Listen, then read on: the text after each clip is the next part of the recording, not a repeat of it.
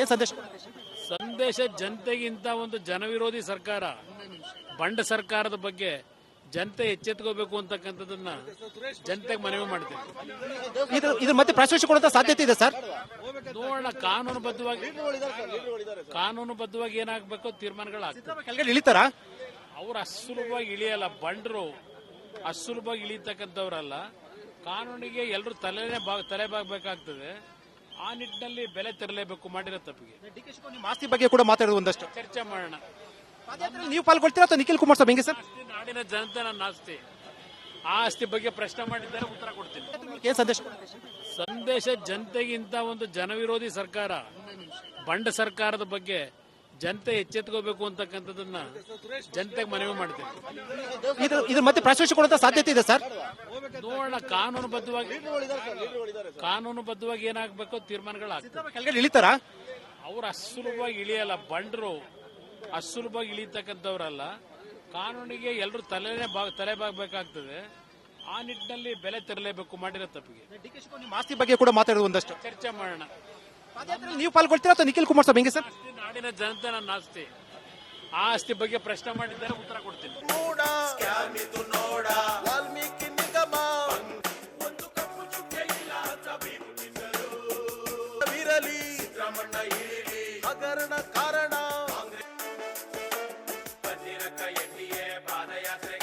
ಅವರು ಮಾತನಾಡಬೇಕು ಅಂತ ಹೇಳಿ ವಿನಂತಿಯನ್ನ ಮಾಡ್ಕೊಳ್ತೇವೆ.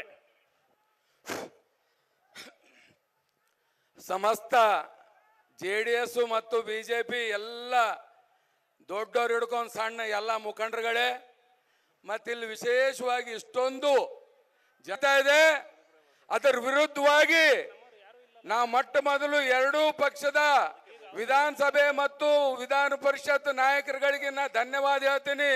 ಯಾಕಂದ್ರೆ ಒಳ್ಳೆ ರೀತಿ ಹೋರಾಟ ಒಳಗಡೆ ಆಗಿದೆ ಮತ್ತು ಇವತ್ತು ಹೊರಗಡೆ ಸ್ಟಾರ್ಟ್ ಆಗ್ತಾ ಇದೆ.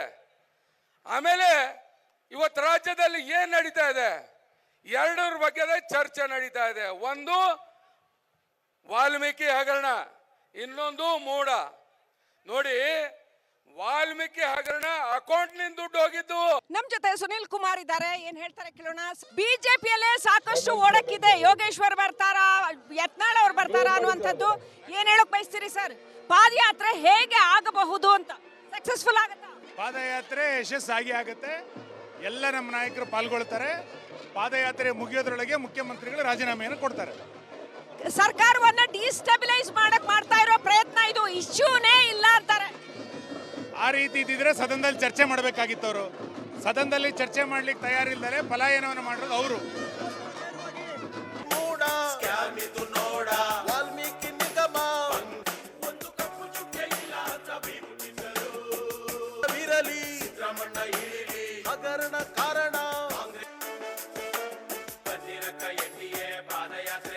ಅವರು ಮಾತನಾಡಬೇಕು ಅಂತ ಹೇಳಿ ವಿನಂತಿಯನ್ನ ಮಾಡ್ಕೊಳ್ತೇವೆ. ಸಮಸ್ತ JDS ಮತ್ತು BJP ಎಲ್ಲ ದೊಡ್ಡವ್ರು ಹಿಡ್ಕೊಂಡು ಸಣ್ಣ ಎಲ್ಲ ಮುಖಂಡರುಗಳೇ, ಮತ್ತಿಲ್ಲಿ ವಿಶೇಷವಾಗಿ ಇಷ್ಟೊಂದು ಜನ ಇದೆ. ಅದರ ವಿರುದ್ಧವಾಗಿ ನಾವು ಮೊಟ್ಟ ಮೊದಲು ಎರಡೂ ಪಕ್ಷದ ವಿಧಾನಸಭೆ ಮತ್ತು ವಿಧಾನ ಪರಿಷತ್ ನಾಯಕರುಗಳಿಗೆ ನಾ ಧನ್ಯವಾದ ಹೇಳ್ತೀನಿ. ಯಾಕಂದ್ರೆ ಒಳ್ಳೆ ರೀತಿ ಹೋರಾಟ ಒಳಗಡೆ ಆಗಿದೆ ಮತ್ತು ಇವತ್ತು ಹೊರಗಡೆ ಸ್ಟಾರ್ಟ್ ಆಗ್ತಾ ಇದೆ. ಆಮೇಲೆ ಇವತ್ತು ರಾಜ್ಯದಲ್ಲಿ ಏನ್ ನಡೀತಾ ಇದೆ, ಎರಡರ ಬಗ್ಗೆ ಚರ್ಚೆ ನಡೀತಾ ಇದೆ. ಒಂದು ವಾಲ್ಮೀಕಿ ಹಗರಣ, ಇನ್ನೊಂದು ಮೂಡ. ನೋಡಿ, ವಾಲ್ಮೀಕಿ ಹಗರಣ ಅಕೌಂಟ್ ನಿಂದ ದುಡ್ಡು ಹೋಗಿದ್ದು.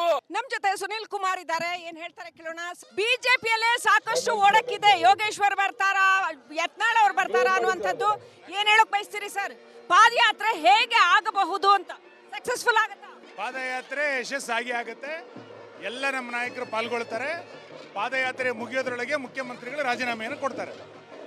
ಸರ್ಕಾರವನ್ನ ಡಿಸ್ಟೆಬಿಲೈಸ್ ಮಾಡಕ್ ಮಾಡ್ತಾ ಇರೋ ಪ್ರಯತ್ನ ಇದು, ಇಶ್ಯೂನೇ ಇಲ್ಲ ಅಂತಾರೆ. ಆ ರೀತಿ ಇದ್ದಿದ್ರೆ ಸದನದಲ್ಲಿ ಚರ್ಚೆ ಮಾಡಬೇಕಾಗಿತ್ತು. ಅವರು ಸದನದಲ್ಲಿ ಚರ್ಚೆ ಮಾಡ್ಲಿಕ್ಕೆ ತಯಾರಿಲ್ದರೆ ಪಲಾಯನವನ್ನು ಮಾಡಿರೋದು ಅವರು.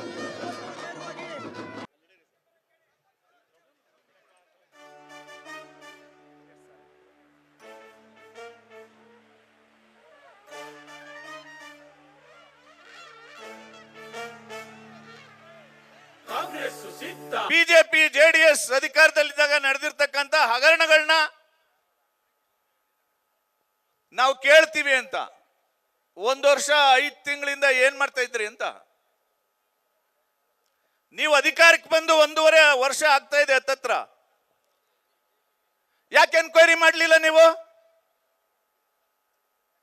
ಮತ್ತೆ ನಿಮ್ಮ ಮಾತಿನ ಹಿಂದೆ ನಿಮ್ಮದೇ ಒಂದು ಉತ್ತರ ಇದೆ. ಬಿಜೆಪಿ ಜೆಡಿಎಸ್ ಪಕ್ಷದ ಆಡಳಿತದಲ್ಲಿ ಹಗರಣಗಳು ನಡೆದಿರೋದನ್ನ ಹೊರಗಡೆ ತರ್ತೀವಿ ಅಂತಂದ್ರೆ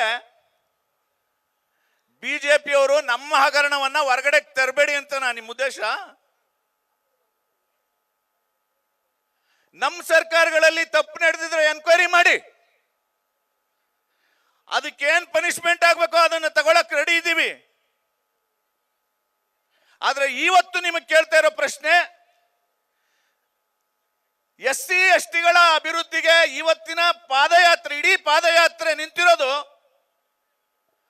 ದಲಿತರ ವಿರುದ್ಧ ಕಾಂಗ್ರೆಸ್ ಸರ್ಕಾರ ಏನೇನ್ ತೀರ್ಮಾನ ಮಾಡಿದೆ ಅನ್ನೋದನ್ನ ಹೇಳಲಿಕ್ಕೆ. ನೀವಿದಕ್ಕೆ ಉತ್ತರ ಕೊಡಬೇಕು. 25,000 ಕೋಟಿ ಹಣವನ್ನ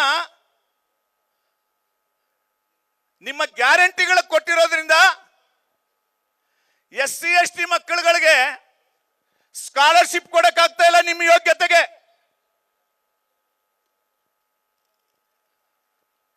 ಲ್ಯಾಂಡ್ ಪರ್ಚೇಸ್ ಸ್ಕೀಮ್ಗೆ ಕೊಡಬೇಕಾಗಿರುವಂತ 1,000 ಕೋಟಿ ಕೊಟ್ಟಿಲ್ಲ ನೀವು. ಗಂಗಾ ಕಲ್ಯಾಣ ಯೋಜನೆಯಲ್ಲಿ 650 ಕೋಟಿ ಕೊಡಬೇಕಾಗಿದೆ, ಬಾಕಿ ಕೊಟ್ಟಿಲ್ಲ. ಯಾಕೆಂದ್ರೆ ಅಷ್ಟು ಹಣವನ್ನ ನೀವು ಗ್ಯಾರಂಟಿಗಳಿಗೆ ಕೊಟ್ಟಿದ್ದೀರಿ.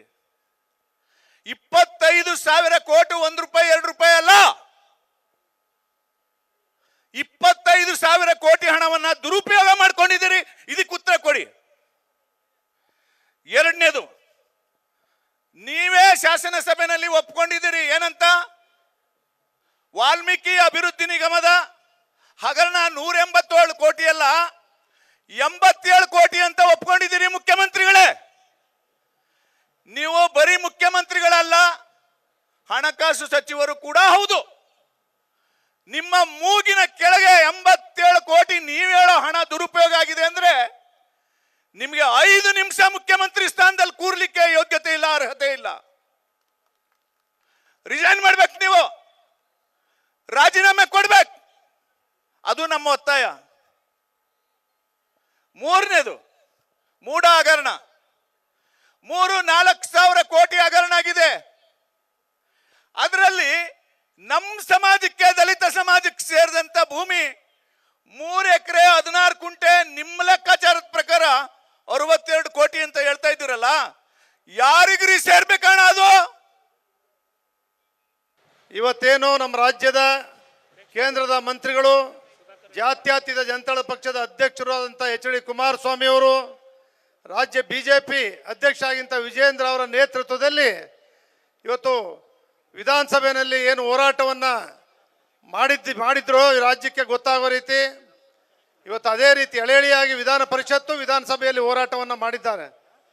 ಈಗ ನಮಗಿರ್ತಕ್ಕಂಥ ಒಂದು ಅವಕಾಶ, ವಿಧಾನಸಭೆಯಲ್ಲಿ ಅವ್ರು ಏನು ಬಗ್ಗದೆ ವಿಧಾನಸಭೆಯನ್ನೇ ಮೊಟಕುಗೊಳಿಸಿ ಮುಂದೂಡಿದ್ರು. ಈ ಎಲ್ಲ ಕಾರಣಗಳಿಂದ ಬೆಂಗಳೂರಿಂದ ಮೈಸೂರಿನವರೆಗೆ JDS ಪಕ್ಷ, ಭಾರತೀಯ ಜನತಾ ಪಕ್ಷ ಎರಡು ಜೊತೆಗೂಡಿ ಪಾದಯಾತ್ರೆಯನ್ನು ಮಾಡುವ ಮೂಲಕ ಈ ಕಾಂಗ್ರೆಸ್ ಸರ್ಕಾರಕ್ಕೆ, ಇವತ್ತೇನು ಕಾಂಗ್ರೆಸ್ ಸರ್ಕಾರ ತೊಲಗಬೇಕು ಅಂತೇಳಿ ಇವತ್ತೇನು ಹೋರಾಟವನ್ನು ಮಾಡ್ತಾ ಇದ್ದೀವೋ, ಈ ಹೋರಾಟಕ್ಕೆ ನಮ್ಮ ಎಲ್ಲ ಜನತೆ ಸ್ಪಂದಿಸ್ತಾ ಇದ್ದಾರೆ. ನಾವೆಲ್ಲರೂ ಕೂಡ ಒಗ್ಗಟ್ಟಾಗಿದ್ದೀವಿ. ಆದರೆ ನಾವು ಕೂಡ ಕೋರ್ ಕಮಿಟಿ ಅಧ್ಯಕ್ಷನಾಗಿ ನಮ್ಮ ಕೋರ್ ಕಮಿಟಿಯಲ್ಲಿ ಒಂದು ಸ್ವಲ್ಪ ದಿನ ಮುಂದೂಡಬೇಕು ಅಂತೇಳಿ ಮನವಿಯನ್ನು ಮಾಡಿದ್ದು ನಿಜ.